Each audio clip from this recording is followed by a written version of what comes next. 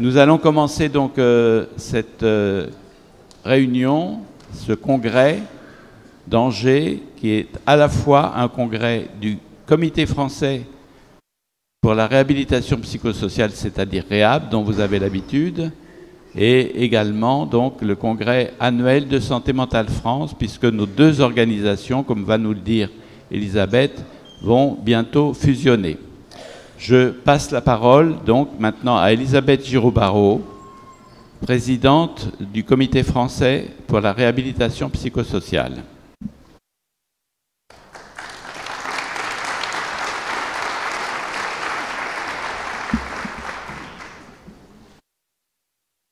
Alors, monsieur le délégué ministériel, j'ai toujours tendance à dire interministériel, on formule des souhaits. Monsieur le directeur... Ah, je ne suis pas très grande. Monsieur le directeur de l'ARS, chers amis de la REHAB, quel plaisir de se retrouver. Et de se retrouver à Angers. 4 ans d'attente, ce fut long, dans un contexte singulier, risquant de ruiner le processus de croissance et de développement continu que nous avions connu depuis les débuts de REHAB, il y a plus de 25 ans. La situation critique que nous traversons, tant sur le plan infectieux, climatique, géopolitique, et qu'à travers l'extrême fragilité de notre système de soins psychiatriques, cette situation de crise générale perturbe nos vies personnelles et professionnelles et malmène les conditions nécessaires au développement de l'espoir et du pouvoir d'agir. Mais vous êtes là, nous sommes là, toujours plus nombreux, croyant aux valeurs que mobilise le mouvement de réhabilitation psychosociale. Croire, oui, mais aussi agir avec des outils efficaces. La réhabilitation communautaire, portée par l'empowerment, le lien social, l'entraide, a montré pendant la crise Covid son utilité. Et les outils qui ont été mobilisés, je ne les citerai pas tous, mais le coping, la résolution de problèmes, l'acceptance, toutes ces techniques ont pu être appliquées aussi à la population générale, et avec succès. Population générale qui a pris conscience de sa vulnérabilité. Nous sommes maintenant tous concernés. Merci au Centre Ressources, merci au Psycom d'avoir soutenu ces initiatives. Merci aux ateliers du rétablissement d'avoir démontré la force du pouvoir d'agir des personnes concernées et la force du lien dans la communauté. Merci à tous, vous tous, de faire vivre ce mouvement de réhabilitation psychosociale. REHAB a toujours défendu la nécessaire articulation du versant sanitaire et du versant communautaire de la réhabilitation psychosociale. Depuis la feuille de route 2018, beaucoup de centres référents ou de centres supports de REHAB ont vu le jour, et principalement dans le champ sanitaire, et c'est formidable. Mais rappelons que la réhabilitation dans son versant sanitaire et ses techniques de pointe trouve son aboutissement dans la communauté en favorisant le rétablissement des personnes. Rien n'est possible sans la co-occurrence des savoirs expérientiels de chacun. Rien n'est possible sans un travail d'accompagnement de plan de vie autodéterminé.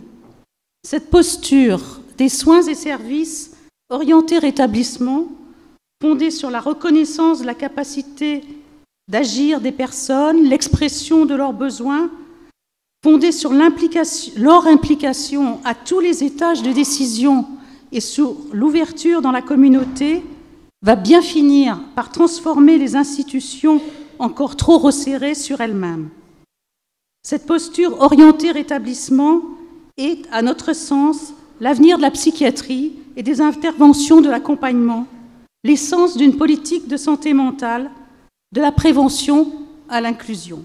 C'est dans cet état d'esprit que le Comité français pour la réhabilitation psychosociale va s'unir à Santé Mentale France pour élargir le champ des acteurs, pour mieux agir à la promotion du mouvement du rétablissement. C'est un mariage de raison, mais c'est aussi un mariage d'amour, de valeurs partagées pour l'avenir. Nous y croyons et nous militons pour le pouvoir d'agir thème de notre 11e congrès qui nous réunit. REHAB, la marque REHAB, demeurera, ainsi que le congrès, mais s'enrichira de nouvelles manifestations. Vous avez pu le constater, une nouvelle organisation s'est mise en place. Alors bravo et un grand merci à tous les Parisiens qui ont travaillé, mais aussi à tous les locaux pour ce congrès. Nous garderons notre spécificité, les équipes se rencontrent et échangent sur leurs pratiques, et nous garderons notre format d'un congrès tous les 2 ans. Il est temps également pour les vieux mousquetaires, organisateurs historiques de ce congrès, Denis Leguet, Gilles Vidon, moi-même et Magali, qui nous a toujours aidés, il est temps de transmettre REHAB, qui est en pleine forme, aux plus jeunes d'entre nous, déjà bien impliqués et bien présents. Alors aux jeunes, le pouvoir d'agir avec toute notre confiance. Vive REHAB et bon congrès à tous.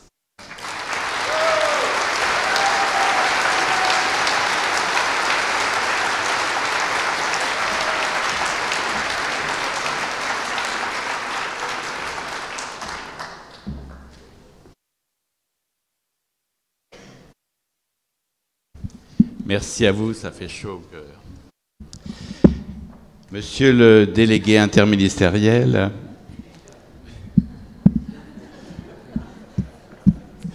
Monsieur le directeur général de l'ARS, cher Jean-Jacques, Mesdames et Messieurs les présidents, Mesdames et Messieurs les directeurs, et nous tous, vous tous, chers amis, pourquoi sommes-nous là ? On ne va pas compliquer les choses. Lorsqu'on vit avec une vulnérabilité psychique, on ne peut pas aller mieux sans un logement à soi et un peu d'intimité. On ne peut pas aller mieux sans avoir une place dans la société, un travail, un rôle social et le soutien de sa famille. On ne peut pas aller mieux sans faire l'objet de considération et de respect. On ne peut pas aller mieux sans être en mesure d'espérer mieux. On ne peut pas aller mieux sans sentir qu'il vous reste un pouvoir d'agir. On ne peut pas aller mieux si cela fait des mois qu'on erre et qu'on déambule dans un couloir d'hôpital, justement parce qu'on nous dit qu'on ne peut pas aller mieux. On ne peut pas aller mieux sans la liberté et sans un sens que l'on choisit de donner à sa vie.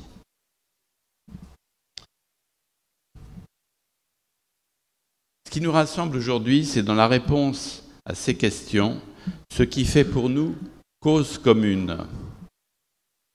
Usagers ou personnes concernées, comme on dit maintenant, familles, professionnels, soignants, décideurs, managers.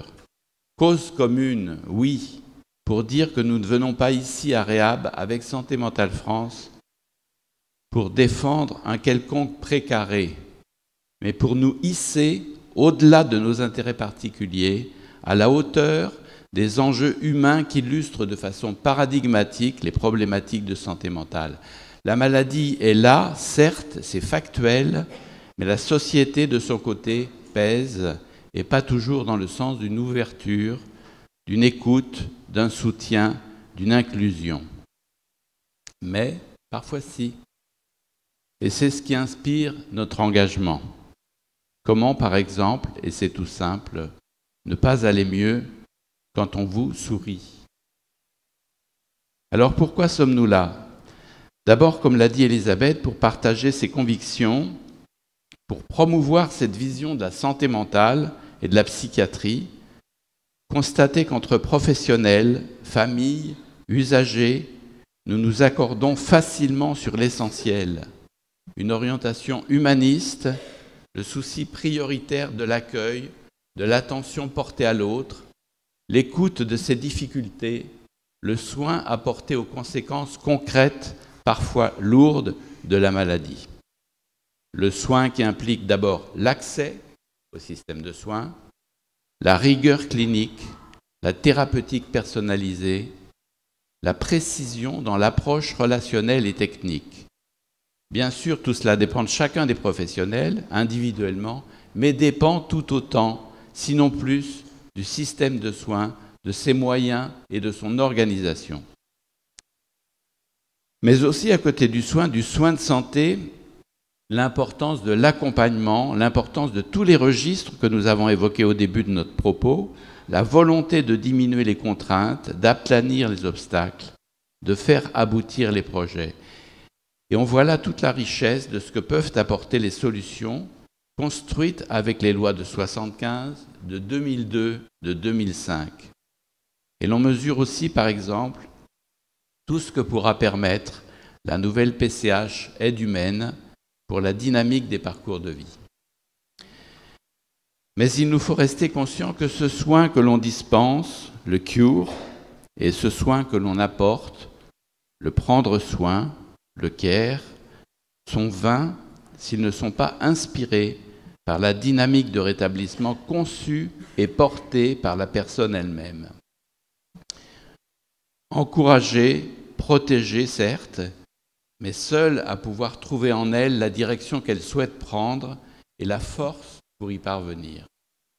Un levier, l'empowerment, le pouvoir d'agir, soutenu par l'encouragement des soignants et des aidants à agir précisément. Et maintenant, permettez-moi d'être un peu affirmatif. Il n'y a plus de lutte de chapelle en psychiatrie.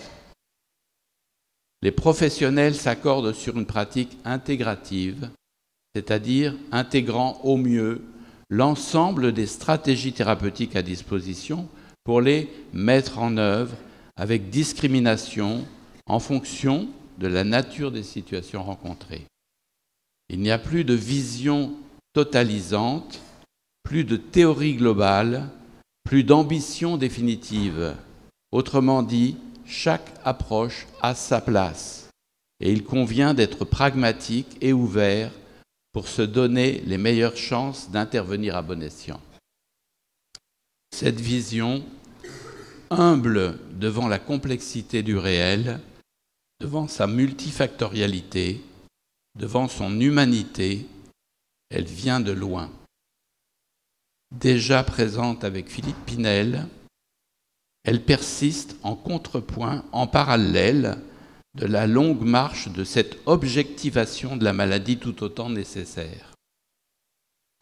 Devant la recherche sur la génétique ou sur le fonctionnement du cerveau, devant la science.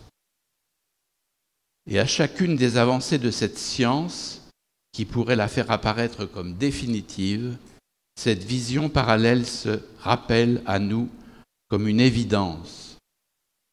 Les pathologies à expression psychiatrique, la santé mentale, la souffrance subjective, le malheur du deuil, de l'abandon, la perte du lien, la cruauté du traumatisme, les douleurs de l'enfance, la pauvreté, la solitude et les accidents de la vie doivent être examinés avec autant de sérieux, faire l'objet d'une même démarche permise par un accès rapide et direct aux soins. Un diagnostic précoce et précis sur leur part, dans le tableau, un traitement approprié, un accompagnement solide, fiable et rassurant, et si besoin, une aide concrète. Et cette vision simple et sans fioriture, c'est ce qui tient la psychiatrie depuis 2 siècles. Eh bien, nous sommes là ensemble, à Réhab, avec Santé Mentale France, nombreux, très nombreux et unis pour réaffirmer cela avec force. Je vous remercie.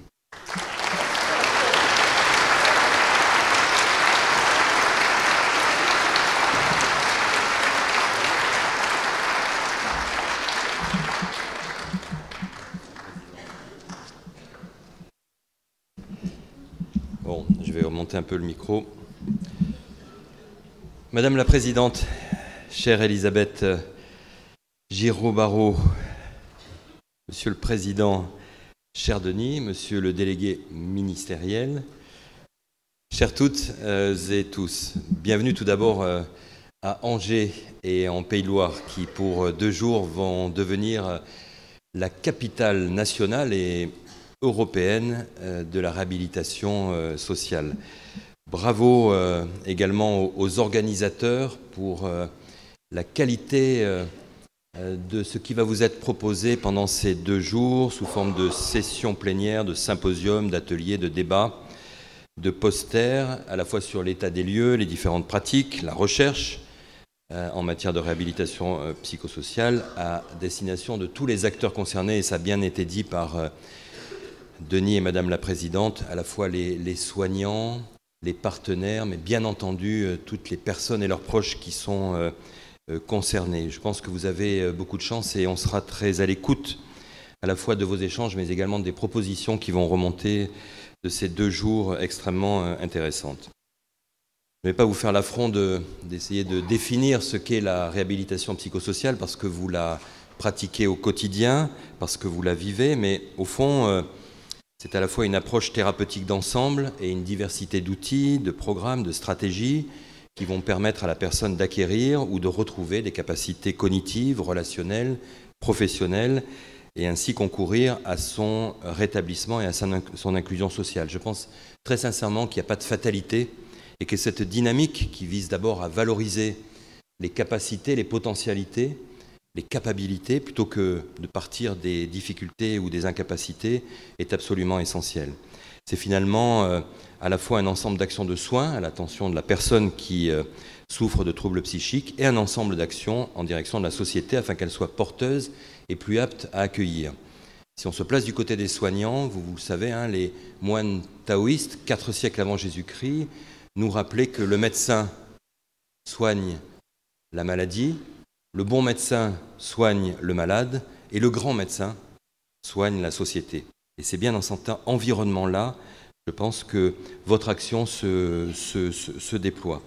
Et je reprendrai bien volontiers, avec son autorisation, avec des royalties, la préface du docteur Gilles Vidon dans le traité de réhabilitation psychosociale qu'un beau matin, Denis Leguet m'avait donné, plus de 1000 pages. Alors, je n'ai pas tout lu, mais je le regarde de temps en temps, sous la direction, cher docteur, de Nicolas Franck, qui rappelle que la RPS est avant tout une démarche pragmatique, s'intéressant à la personne et à ses potentialités, mais aussi à son environnement et à ses besoins primaires et au cadre de vie qui autorise qu'il soit satisfait ou pas. Je pense que tout était dit là, et au fond, on voit bien tout l'enjeu, tout l'intérêt, toute la dynamique que vous portez à travers la réhabilitation sociale, qui est porteuse d'espoir.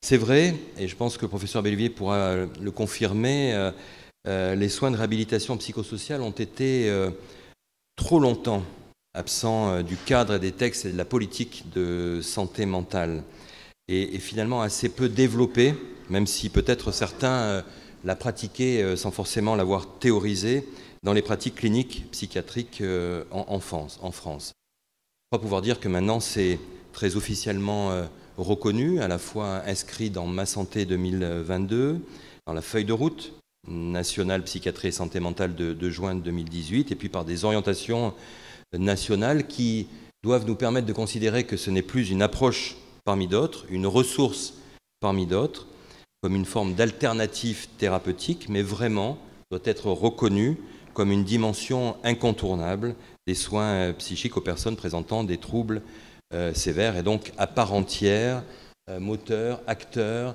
développeur, innovateur de la politique de santé mentale.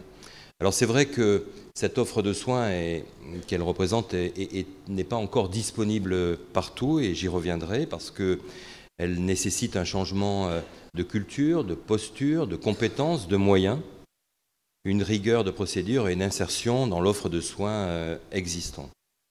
Les orientations nationales nous rappellent très clairement que si on veut vraiment développer une politique, et si possible une politique territoriale, il y a 4-5 enjeux qui sont absolument essentiels. Tout d'abord, le développement de ces soins doit s'inscrire dans les démarches des projets territoriaux de santé mentale, les PTSM, qui, et on le voit bien maintenant sur le territoire national, se développe et se déploie de plus en plus, avec un réseau qui implique l'ensemble des acteurs de parcours de santé et de vie des personnes. Je pense que la psychiatrie est une réponse incontournable aux problématiques de santé mentale, mais n'est pas la seule, et ne peut pas porter à elle seule tous les enjeux de la prévention, tous les enjeux de l'accompagnement, tous les enjeux du prendre soin, et doit inscrire cette dynamique à la fois de façon pluridisciplinaire et territoriale.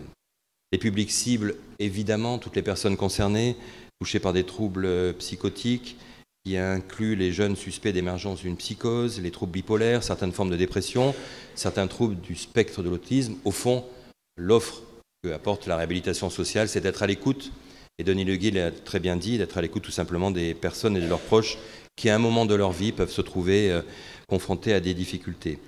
Les parcours de santé en réhabilitation psychosociale qui nécessitent une phase d'orientation, de diagnostic, d'évaluation pluriprofessionnelle, comprend notamment un bilan neurocognitif assuré par une neuropsychologue et qui permet de construire pas à pas, avec et pour les personnes, un projet personnalisé de soins et de réhabilitation qui finalement constitue le projet de santé et de vie. Que la réhabilitation psychosociale également recourt à des techniques de soins particulières, que ce soit l'éducation thérapeutique du patient, vous allez en parler, la remédiation cognitive, qui entraîne des compétences et des habilités sociales, psychothérapie cognitivo-comportementale, soutien aux familles, et je pense notamment au case management ou au programme pro-famille. Que ces soins soient accompagnés par des activités avec médiation permettant leur transfert et la généralisation à la vie quotidienne. Et au fond, c'est tout ça que nous essayons, dans chacun des territoires, grâce à vous, de développer et d'encourager.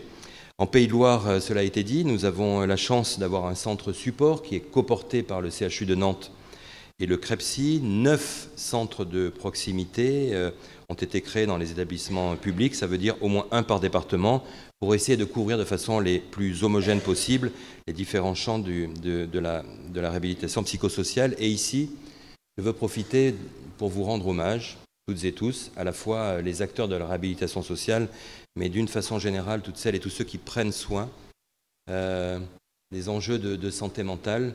Ça veut dire aussi que le message que je veux vous porter, c'est de prendre soin aussi de vous et d'être assuré que l'Agence régionale de santé et toutes celles et tous ceux qui travaillent à mes côtés est extrêmement attentif à vous soutenir, à vous accompagner et malgré les difficultés, à trouver les voies qui permettent de faire en sorte que la réhabilitation psychosociale irrigue à la fois les esprits, les pratiques, les compétences et les territoires. Je voudrais juste terminer pour dresser un petit peu les pistes que nous amène aujourd'hui le développement de la réhabilitation. Tout d'abord, il y a un véritable enjeu d'accès aux soins sur l'ensemble des territoires. Bien entendu, nous sommes aidés par le centre support, mais il y a un enjeu de déploiement pour l'ensemble des activités de nos établissements et de la pratique libérale, c'est-à-dire intégrer les RPS au maillage territorial. Premier point, je pense que c'est extrêmement important d'avoir un impact sur les organisations sectorielles et intersectorielles. Deuxième élément, et ça a été dit, c'est l'articulation entre le sanitaire, le médico-social et le social pour un transfert au quotidien, en milieu ordinaire de vie, des compétences acquises par les soins. Ça veut dire diffusion des connaissances, appui à la transformation des pratiques, avec des secteurs d'intervention à privilégier, qui concernent le logement, qui concernent l'habitat inclusif, qui concernent le travail, qui concernent l'activité physique adaptée, l'emploi accompagné. Toutes les réponses un peu pas de côté, innovantes, qui aujourd'hui sont portées par beaucoup d'acteurs, qu'ils soient associatifs, que ce soit les établissements, que ce soit le monde libéral. C'est cette émergence de culture innovante, de pas de côté, comme on sait le faire dans cette région, qu'il faut encourager. C'est le développement de l'approche parcours de santé, parcours de vie, basé sur les besoins des patients et des personnes accompagnées de leur famille, et non centré sur les structures et les professionnels. C'est le développement de nouveaux métiers, les infirmières de pratique avancée, les médiateurs santé, les pères et pères aidants, les case managers, toutes formules un peu différentes, innovantes, qui permettent d'apporter des réponses. C'est aussi prendre compte d'un contexte de la démographie des professionnels de santé, et je ne vous ferai pas l'affront aujourd'hui de vous dire combien elle est en difficulté, mais qui peut-être est une forme de résilience ou d'opportunité pour avoir une approche qui soit de plus en plus territoriale, transversale et solidaire. C'est la redéfinition, ou en tout cas le positionnement des missions des secteurs et des modalités d'offre en psychiatrie, notamment à travers les cahiers des charges de l'hospitalisation complète, l'hospitalisation de jour, les CMP et les CATTP. C'est le besoin aussi, et vous l'avez dit et vous le direz à nouveau, et c'est très certainement l'élément central, c'est la déstigmatisation complète. Le regard différent porté sur les personnes, l'attention que l'on a aux différences, le soutien que l'on doit toujours porter aux compétences et à la capacité à faire plutôt que de dire non, on n'y arrivera jamais. Et puis c'est évidemment le périmètre à affiner des publics qui peuvent aussi bénéficier des soins de RPS. Je pense aux déficients intellectuels, aux mineurs, aux personnes touchées par des troubles autistiques. Pour terminer, juste encore une phrase qui m'a beaucoup touché, qui vient de Nathalie Lagueux, que vous connaissez bien, qui donnait sa définition du rétablissement, et qui disait « c'est un processus unique débutant là où la personne décide de ne plus donner à la maladie le pouvoir de contrôle de sa vie. C'est la découverte de soi, de ses capacités, de ses rêves, tout en se donnant de nouvelles possibilités, et cela avec ou sans la présence de limites et de symptômes engendrés par la maladie mentale. C'est l'espoir d'une vie meilleure. » Bien, mesdames et messieurs, c'est tout le bonheur que je vous souhaite, vous toutes soignants, qui prenez soin au quotidien des personnes et de leurs proches. Je vous remercie de votre attention.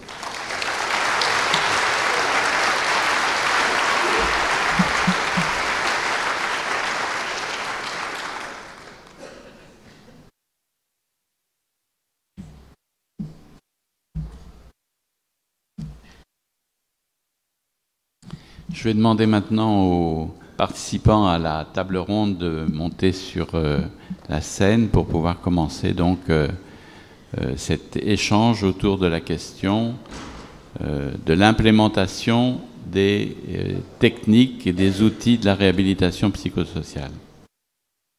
Pendant ce temps-là, petites infos pratiques. Alors, je répète, hein, nous sommes ici dans le bâtiment Bazin, où se tiennent l'essentiel des débats du Congrès. Quelques réunions se tiendront dans l'amphi Bedwell, dans le bâtiment Jeannetot. Sinon, tout le bâtiment Bazin est disponible pour notre Congrès. Comme vous l'avez certainement marqué, les séances plénières sont retransmises dans d'autres salles pour pouvoir vous y accueillir tous. Merci de vous répartir dans ces 5 salles équipées de matériel de retransmission, à savoir l'amphi Bazin bien sûr, l'amphi Dièse, l'amphi Bedwell, les salles A et B et la salle E 514, plus une salle, si ce n'était pas suffisant, il y a une salle qui pourrait aussi être utilisée. Pour la tenue des ateliers, sachez que toutes les salles sont équipées, vous n'avez besoin que de votre clé USB. Vous avez dans votre sac un book avec les résumés, les titres et les salles dans lesquelles se tiennent les ateliers. Le book contient le programme, les résumés, le numéro de salle où se tiendra l'atelier donc, et le Meet the Expert.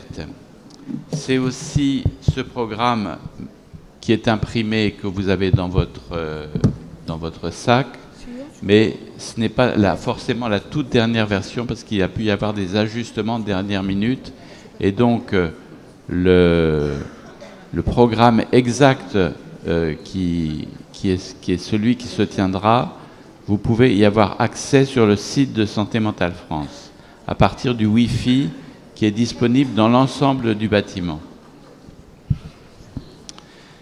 Pour vous repérer, le premier chiffre du numéro de salle dans le bâtiment Bazin correspond à l'étage. Donc par exemple, si on dit c'est la salle E514, c'est au 5e étage qu'il faut aller. Ou si c'est la salle E301, c'est au 3e étage qu'il faut aller.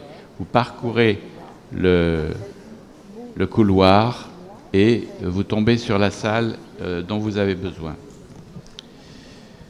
Votre badge vous donne accès à tout, en particulier au café des pauses et au repas. En ce qui concerne la bagagerie, il faut demander au desk d'accueil et qui vous donnera la solution,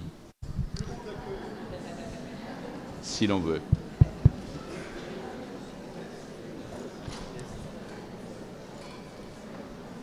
Et enfin, les personnes qui sont porteuses d'un badge orange, hein, pas forcément du cordon, sont en capacité de vous renseigner si vous êtes en perdition. Pour le déjeuner, vous pouvez venir retirer votre panier à partir de 12h30. Il vous suffit justement de montrer votre badge qui sera exigé.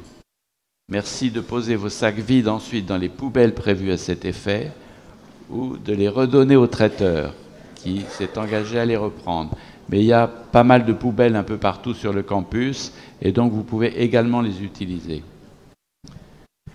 Il y aura, en ce qui concerne le déjeuner, 2 sites de distribution des repas.